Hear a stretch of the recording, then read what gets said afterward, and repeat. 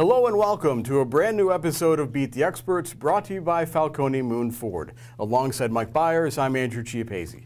The WPIAA basketball tournament is history. It was a great weekend at the Pete, but now we turn our attention to the state tournament. In the last 8 years, AJ, we've had at least one team from the Times coverage area make it to Hershey. Will it happen again this year? Let's look ahead. Yeah, and some of the challenges that our local teams face are either a little bit of a layoff from the WPIAA playoffs or bouncing back from a loss in a championship game. And that's one thing that Quaker Valley will have to handle this time around, because they lost in the Class 4A championship to Newcastle, and now they'll play Grove City out of District 10 on Friday. There have been cases in the past of teams losing either in the WPIAA semifinals or even in the championship and going on and making it to Hershey. Quaker Valley is one of those teams. They did it under Mike Mastriani back in 1999. Will that be the case this year? I don't know. The Quakers really didn't look like they handled Newcastle well on Saturday in the championship game. I don't know if it was the fact of playing them for the third time, the pressure of being undefeated at the time. Whatever the case was, they have a lot of work to do to get back on track. And how they handled their first test of adversity, the first time that they've lost all season, is going to be a big component in how they play against Grove City on Saturday. Yeah, AJ, I think you're right about the pressure that Quaker Valley had with that unbeaten record. That's a long way to go without having a loss, and sometimes a loss is good for a team. You experience that defeat, you get better because of it, and we'll see. I think it's going to happen this weekend. I really believe they're going to beat Grove City this weekend, but after that, the state tournament is such a hard road to hoe. They're going to have some tough games in the second round and in the quarterfinals. We shall see how far they go, but I think they're going to win this weekend, though. Another team that will have to overcome a devastating loss is the Beaver girls. Bobcats were in their first WPIAA championship game ever, and they had a lead against North Catholic until the one moment that it mattered most, and that was at the very end. Yeah. You know, I think it's tough for a team to lose in a WPIAA championship game, Mike, but it has to be even tougher to lose at the buzzer to a team that rallied and overcame a lead that you had. So Beaver's going to have to find a way behind his three seniors, Bella Posset, Sydney Barney, and Paige Ziggis, to find a way to bounce back from an experience that they've never had before. They lost in a WPIAA championship game. That's something that a Beaver team has never done. And now they're going to have to play Bell Vernon. The good news is they beat Bell Vernon handily the last time around. Yeah.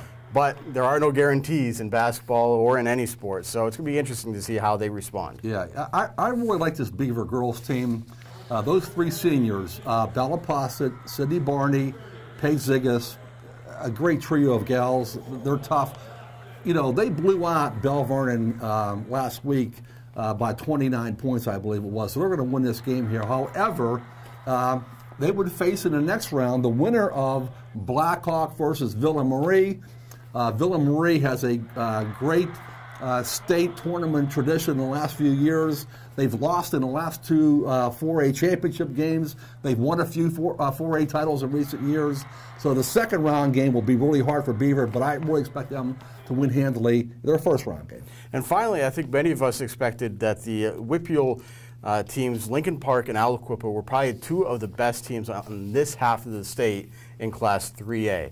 And really, that semifinal game between Lincoln Park and Aliquippa might have been the true WPIAA championship. Lincoln Park ended up getting the WPIAA title, but Aliquippa is probably the #2 team, even though they're going to not be the #2 team out of the WPIAA in the state bracket. And unfortunately for Aliquippa, that means they have to play Richland on Saturday in the first round of the state tournament. Richland's the District 6 champion, and this really sets up a potentially difficult road for what many of us consider an excellent Aliquippa team that could make a deep playoff run. Not only do they have to play Richland, Mike, but even if they beat the District 6 champions, they could potentially face District 10 champ Fairview 2 rounds later in the quarterfinals.